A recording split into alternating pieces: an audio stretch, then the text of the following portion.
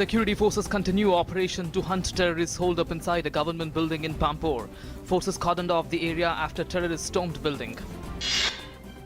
Reports suggest that Pakistan Army has shifted terror masterminds Hafiz Saeed and Syed Salahuddin to safer places. Following India's surgical strikes on terror launch pads along the line of control, the Pakistan Army have moved the two terrorists into an army camp.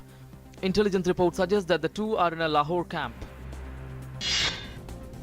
Donald Trump and Democrat Hillary Clinton began a crucial presidential debate with the Republicans' White House campaign in chaos over his lewd boasts about groping women. With the US election less than a month away, Republican lawmakers and governors abandoned Trump in droves despite a rare televised apology by the candidate whose sexually aggressive remarks were caught on a hot mic in 2005.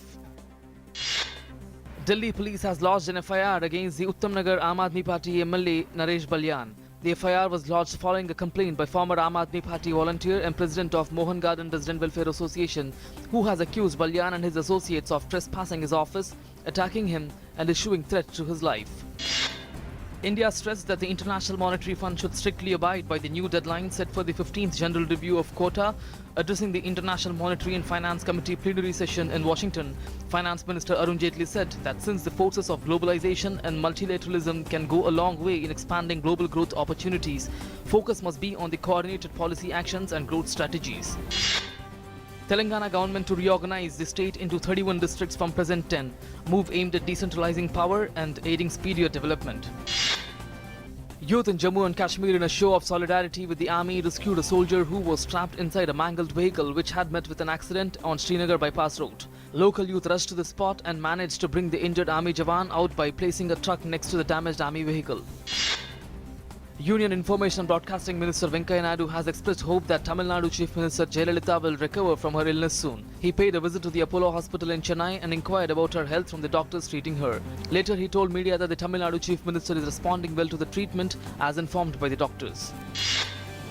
In Turkey, 18 people were killed when a van packed with 5 tons of explosives blew up in the restive southeast in an attack blamed on Kurdish militants. The bombing, which killed 10 soldiers and 8 civilians, was one of the most deadly attacks on Turkish security forces since the attempted coup of July 15th, when a rogue military faction tried to oust President Recep Tayyip Erdogan.